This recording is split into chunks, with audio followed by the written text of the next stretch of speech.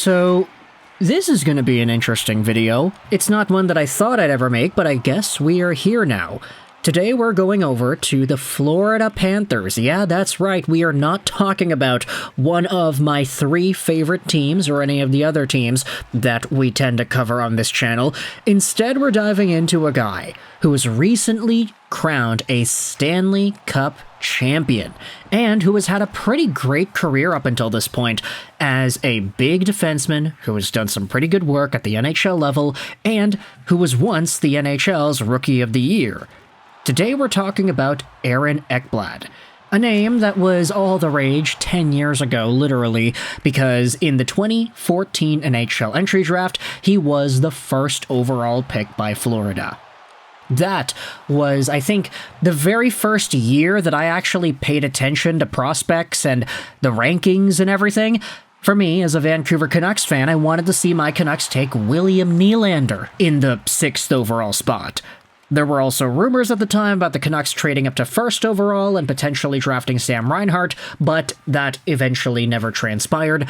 Aaron Ekblad was the first guy, and everybody kind of knew he had this elite ceiling, he could become a great defenseman, and the fact that he went 1st overall was not surprising in the slightest. He was granted exceptional status, so he was able to play in the OHL at 16 years old, and immediately after getting drafted 1st overall, as an 18-year-old, he had 12 goals and 39 points in the NHL, cementing his case for the Rookie of the Year.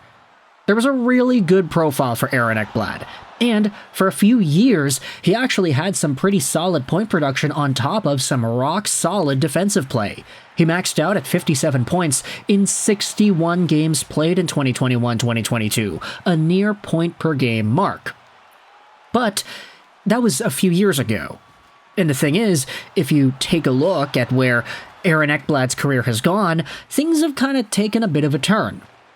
Now, I'm not going to say turn for the worse necessarily, he won a Stanley Cup for crying out loud, but I wanted to get into why exactly I'm making this video about Aaron Ekblad, because even though, if you take a look at his point production this season, you'll see he's got 3 points in 7 games played, he's coming off of an 18-point season in 51 games last year, and 38 points in 71 games the year before that. While true, Aaron Ekblad's point production has declined, he is still a reasonably good defensively capable defenseman, and there shouldn't really be a reason to make a video like this, right?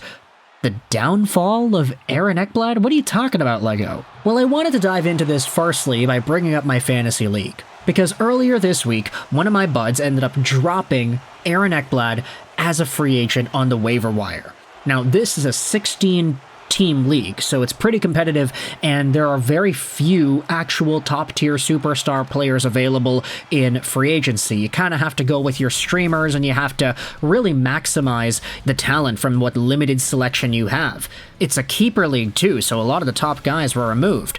Anyways, Aaron Ekblad got dropped a few days ago, and the Yahoo League chat ended up going nuts.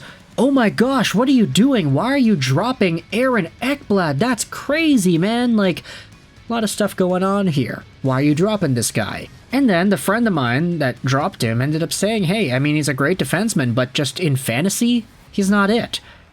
And upon this, I ended up looking at his statistics, and yeah, Aaron Ekblad hasn't really been the best fantasy pickup in my league.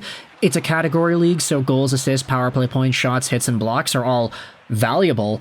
But aside from the 26-minute game he had yesterday, Aaron Ekblad hasn't really been doing much to put himself in that conversation of top D-man in the NHL.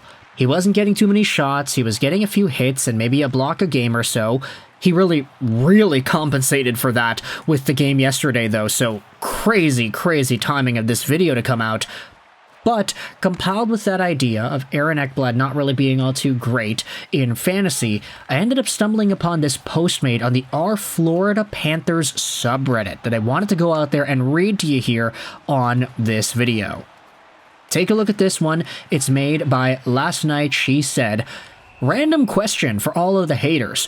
Why do you think Aaron Ekblad sucks? He's been disliked for multiple seasons now, and he's still getting heavy minutes and on the top pair. If he really sucked, like you, the folks on the subreddit, think he does, I think it would have caught on by now with the coaching staff and front office, and he would have been demoted to the 2nd or 3rd pairing, or heck, maybe even waived. So seriously, why do y'all think that Aaron Ekblad sucks? LMAO. And the top comment ends up going out there and describing the love, the affinity for this guy. There's nothing to hate with Ekblad. He has sacrificed his body multiple times over for our team. We have a Stanley Cup. He was part of it. He loves South Florida. Yeah, he's slowed down, so he's human. He's given everything for our team. He deserves our respect. So that's more of the positive, oh, who cares what people think, Aaron Ekblad is a great player and a great person for this organization angle. LedZ100 goes out there and describes the actual reasons, though. Last season he was very good in terms of his defensive impact, and this season he's been good enough in my opinion.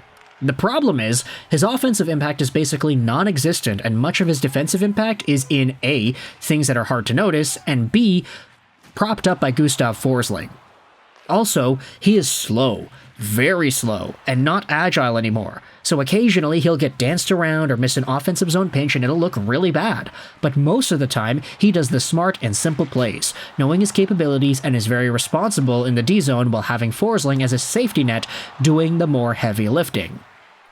So, most of the time, he's very solid and responsible and good at making the right play while taking a backseat to Forsling on the pair, with Forsling being the more active and mobile defenseman, both getting back into the zone and in-zone exits.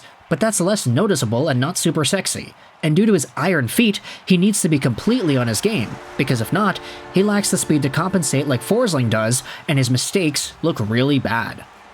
To sum it up, the reason Aaron Ekblad has haters is because most of the time he does his job well, but because of his slow speed, he takes a backseat to Forsberg, and his mistakes look extra bad. Also, probably a factor is that Ekblad used to be the best defenseman on the team, one of the best in the league and an offensive one at that. Even as recently as 2021, before his first bad knee injury, he was having a Norris-level season. So the fact that he clearly lost a few steps and is basically just a defensive D-man at this point in his career doesn't help his cause, even if overall, he's still a good player. Another reply says, the switch to a more defensive style of play was an entire system change made by Maurice. Maurice even said Ekblad was overextended, so he put Montour in the power play, which allowed for Ekblad to focus on his D game more. And so with this in mind, I wanted to illuminate, bring up to the forefront the downfall, quote-unquote, of Aaron Ekblad, and how, while it is true that he is not the offensive guy that he was just a few years ago, where he was producing at under a point per game, he was potentially even in the conversation for the Norris, the fact is, his role is not the same as it was back then. Now, things are different now. And Aaron Ekblad is in a spot where, as a player who's pretty much built into this defensive, shutdown capable role, who doesn't have the best foot speed, who doesn't have the best agility, it's not like he's ever going to get back up to a whatever point pace that season was back in 2021. 57 points in 61 games, do the math on that, that is a total point production pace over 82 games of 77 points.